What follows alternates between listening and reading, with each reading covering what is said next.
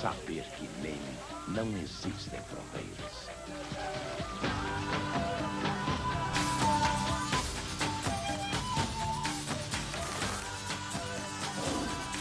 Somente no National Geographic Channel.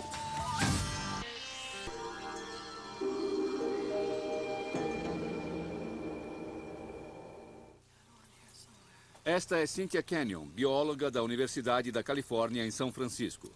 É isso? Lá estão eles. Lá estão eles. Puxa, como se movem. Não são bonitos?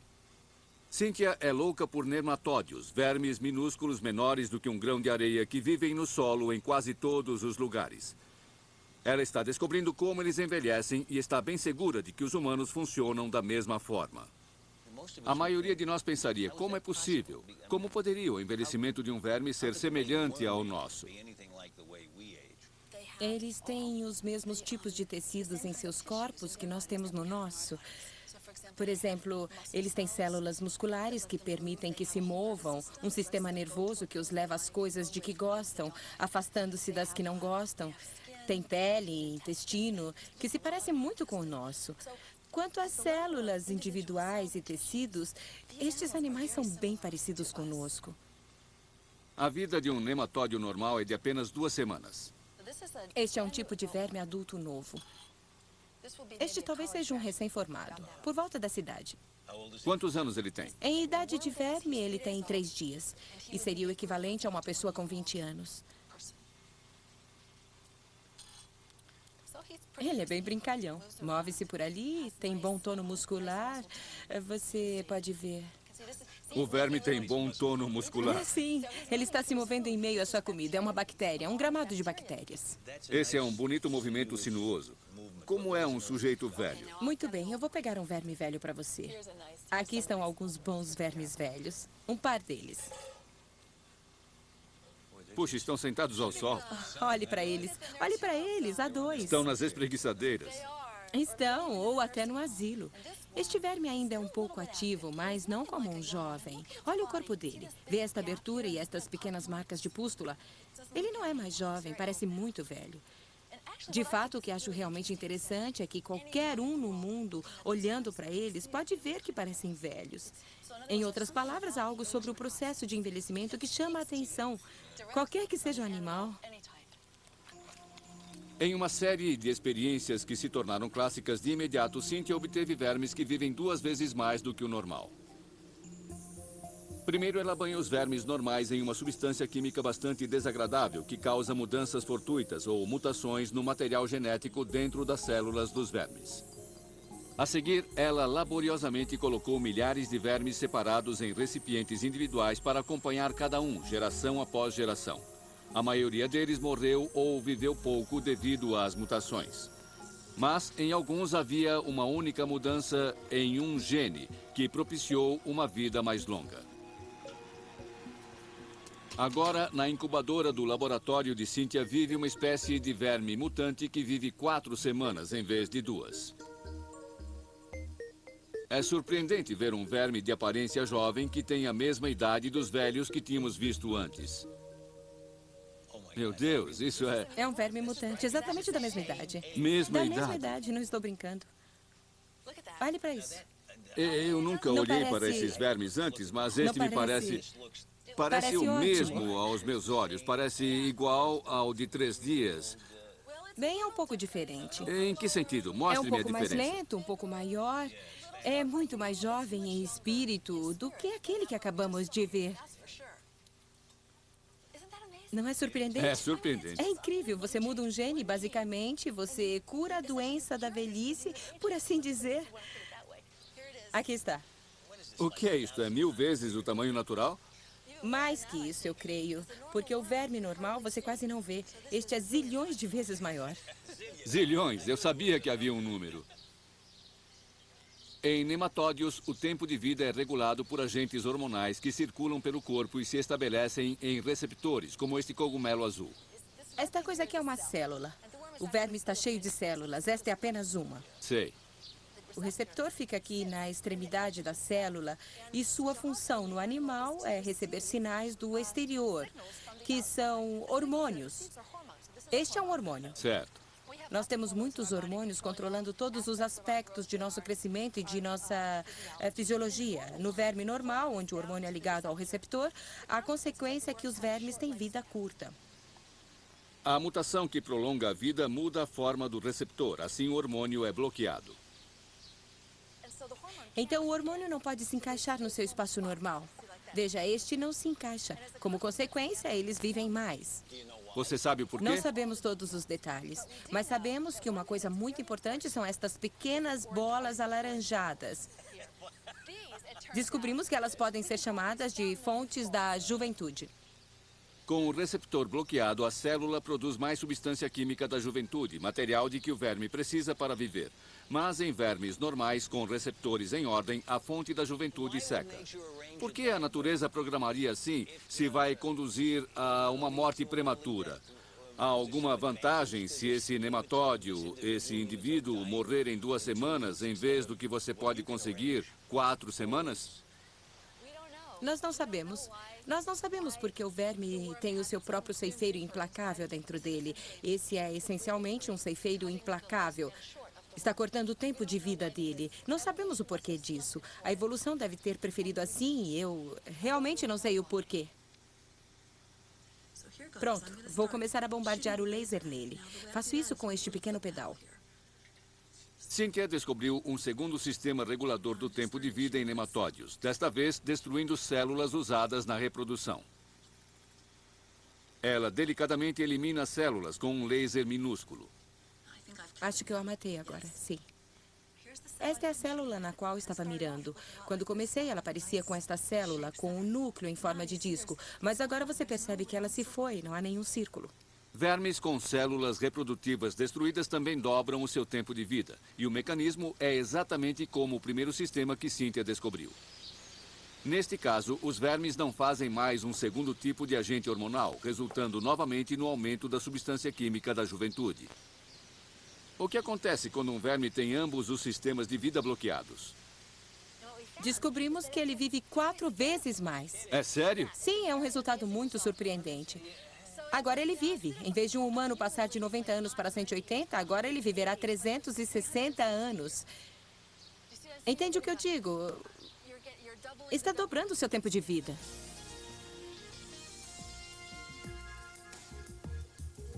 A seguir, como fazer um nariz. Nunca foi difícil reunir partes do corpo nos filmes. Está vivo. Está vivo.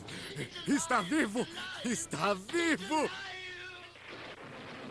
Mas Hollywood que se cuide, porque os cientistas da MIT estão tomando a dianteira. Ele tem um nariz? Sim, está vindo. Você conseguiu? Sim, Isso é o nariz? tá bem aqui, ó. Bom, nós não estamos, repito, não estamos em um cenário de filme. Espere, o que é isto? É cartilagem. É a estrutura de um Você nariz. vê as narinas? Credo, espere um minuto. Olhe, com narinas e tudo. Nós fizemos uma estrutura e aqui estão as narinas. Isso é pura cartilagem. Poderia esculpir qualquer forma que quisesse. Exatamente. Essa é a ideia. Você se incomodaria de pegar isto? Quer dizer, está viva, de certa forma está viva. Sim, de certa forma. Nós só quisemos que você sentisse o gostinho. Incrível, você fez um nariz. É espantoso. No laboratório da MIT, eles estão descobrindo como fazer partes de corpo. Primeiro, nós fazemos o que chamamos uma estrutura de polímero, que é um pedaço de material sintético que nós podemos deixar na forma de uma folha ou outras formas tridimensionais. Agora estamos fazendo músculo de coração, começando com um pequeno aglomerado de fibras sintéticas, a estrutura de polímero segundo eles. Então, a estrutura é banhada em células vivas de coração. Bob Langer foi pioneiro neste novo campo de engenharia de tecido. Ela está tentando imitar fora do corpo o que de fato acontece por dentro. Ela está dando o tipo de comida que precisa, o tipo de estrutura que precisa e até mesmo o tipo de mistura que ele pode ter dentro do corpo. Se você conseguir as condições apropriadas, pode cultivar pedaços de tecido vivo de coração. Estou olhando para algo que está fazendo um coração. Não lhe ocorre, às vezes, que você faz coisas que antes, se você fizesse, seria o fim? Bem, isso é o que queremos fazer e isso nos ocorre. O que esperamos é que um dia possamos ter uma série de peças de reposição para pessoas e que, se tiverem um problema, possamos ajudar.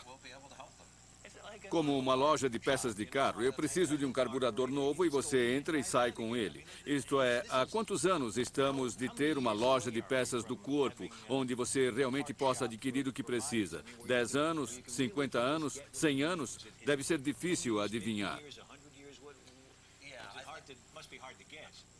Creio que depende da parte. Algumas partes mais fáceis, como pele ou cartilagem, eu acho que em aproximadamente 5 ou 10 anos. Partes mais difíceis, como o coração, podem levar muitos anos, 50, ou é difícil dizer. Aqui, depois de quase 2 semanas de crescimento, estão os pedaços de um coração novo. Eles estão sob um microscópio e você pode vê-los naquele monitor? Certo, temos um microscópio aqui. Eles estão no monitor e você pode vê-los batendo.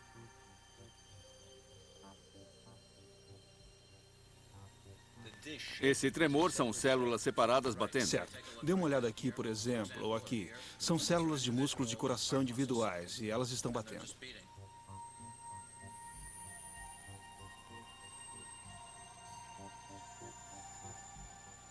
Há algum jeito de poder usar isso neste momento em um coração?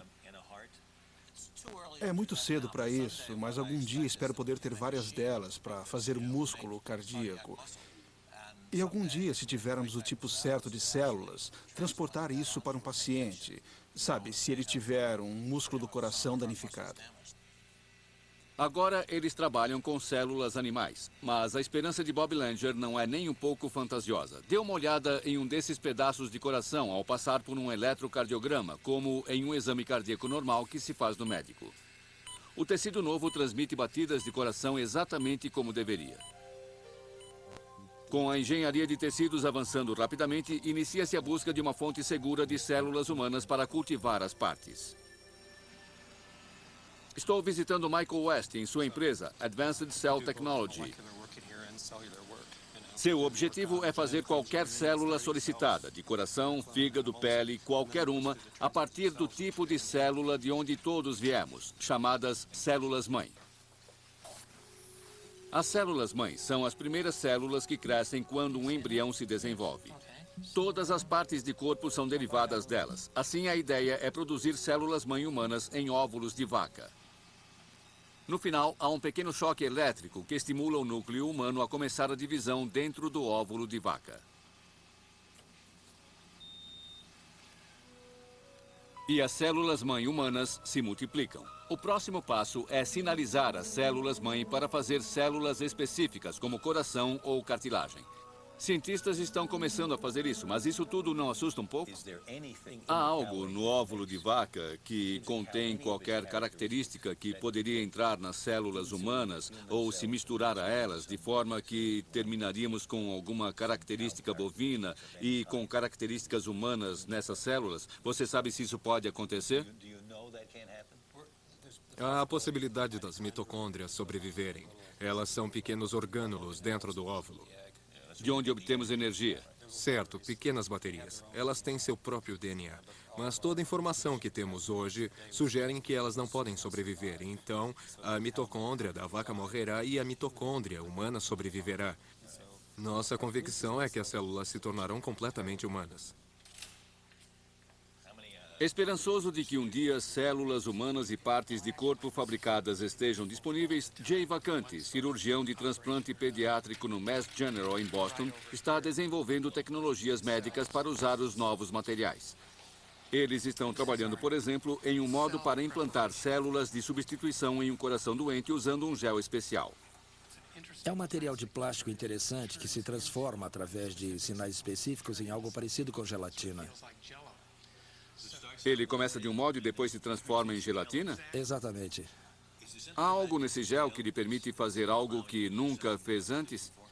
Sim, a razão por que usamos um gel é que ele permite que as células se alinhem bem próximas uma das outras e quando começam a se comunicar entre si, começam a formar tecido novo.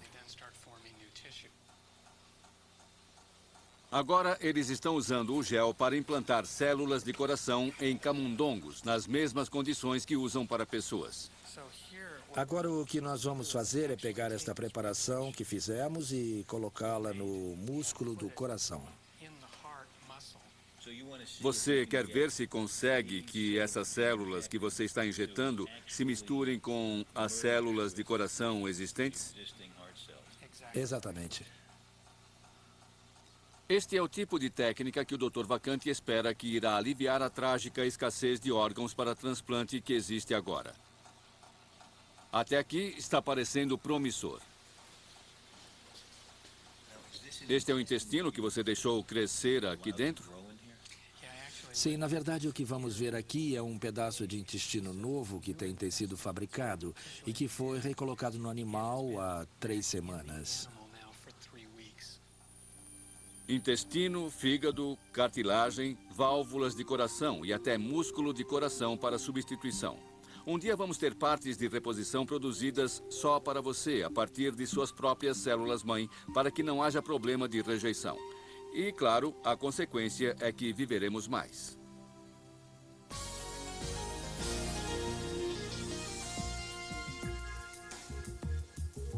A seguir, use-o ou perca-o.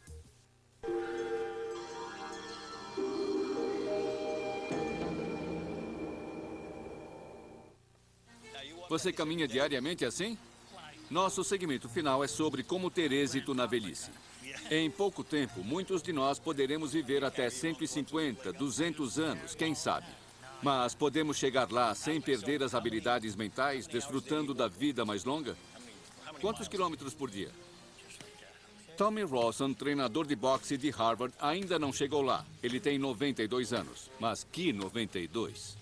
Isto é o que eles têm que fazer. 1, 2, 1, 2, bum. Ao longo de sua vida, o boxe sempre manteve Tommy ativo. Você tem algo em mente, quer conseguir e tenta derrubar um homem com um gancho de esquerda. E se ele tem uma boa defesa, mantém as mãos levantadas. Então você não usa essa.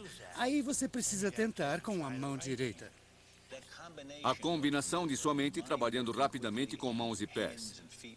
A maioria das pessoas não faz isso. Elas não coordenam essas coisas do modo que você faz. Isso é o que você tem que fazer para ter êxito, eu diria. Psicóloga do Mass General, Marilyn Albert, investiga o que acontece com o raciocínio das pessoas ao envelhecer.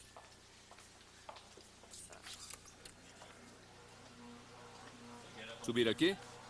Um dos problemas mais comuns no idoso é a perda de memória. E, ultimamente, o grupo de Marilyn tem procurado mudanças no cérebro que poderiam causar essa perda. Eles testam pessoas de idades diferentes. E hoje é a minha vez. Um projetor de slides exibirá fotografias em uma tela que eu tenho que assistir de dentro de uma máquina de RMI. Enquanto olho para as fotos e tento memorizá-las, a máquina descobrirá quais áreas do cérebro estou usando.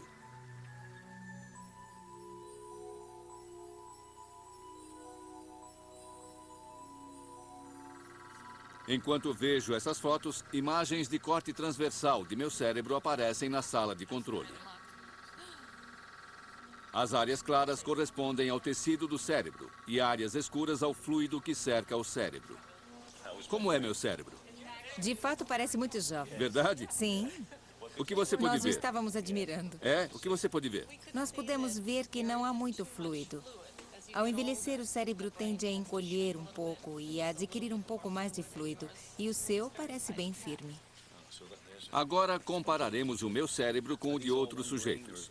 Em média, Marilyn acha que pessoas na casa dos 20 e 30 apresentam intensa atividade bem aqui, enquanto estão memorizando uma foto. Em contrapartida, pessoas nos seus 80 tendem a não ter essa atividade. Eu estava contente por ver que minha atividade cerebral ainda estava bem jovem. O que é aquele movimento? A que está associado? Acreditamos que haja uma queima de neurônios. Estamos medindo o movimento de células nervosas no cérebro. Como assim? Significa que para os mais velhos é mais difícil registrar o que estão tentando lembrar? Não é que eles não se recordem, eles nem registraram a informação? Exato. Nós achamos que o que acontece quando você envelhece é que leva mais tempo para aprender algo novo. Se você se esforçar e lembrar e aprender realmente bem, você se lembrará disso tão bem quanto alguém muito mais jovem do que você. Trabalho árduo parece ser a chave para todo tipo de atividade mental na velhice. Não só da memória, como Marilyn descobriu em um amplo estudo que ajudou a organizar. Olá, senhora Ryan, como está? Bem, querida. Sou Jennifer. O estudo de 10 anos acompanhou 1.200 pessoas enquanto faziam a transição da meia-idade para a velhice. A cada 2 anos, os participantes tinham uma bateria de testes, como este desafio de memória, em que o objetivo é escolher a peça que acabou de ser colocada na tábua. O estudo tentou identificar fatores que poderiam explicar por que pessoas como a Sra. Ryan permanecem ativas, mesmo aos 80 anos, enquanto outros degeneram. Ótimo! Com que frequência a senhora lê livros, revistas ou jornais? Faz de 3 vezes ou mais por semana, 2 vezes por semana? 3 ou mais. 3 vezes por semana. A senhora faz arte, trabalhos manuais ou outros passatempos? Os resultados foram inequívocos. Se você mantém uma boa saúde física, faz exercício moderado e mantém seu cérebro razoavelmente estimulado, pode ficar mentalmente ativo. Se não fizer essas coisas, você começa a degenerar. 5. Ótimo. Bill Greenough, da Universidade de Illinois, fez uma importante experiência com ratos que revela que estímulos mentais e físicos, na verdade, ajudam o cérebro. Animais velhos foram deixados soltos 1 hora por dia no País das Maravilhas dos Ratos. Os brinquedos mudavam diariamente, portanto, todos os dias, quando os gatos exploravam, não era apenas uma atividade física, mas também uma oportunidade para aprender algo novo.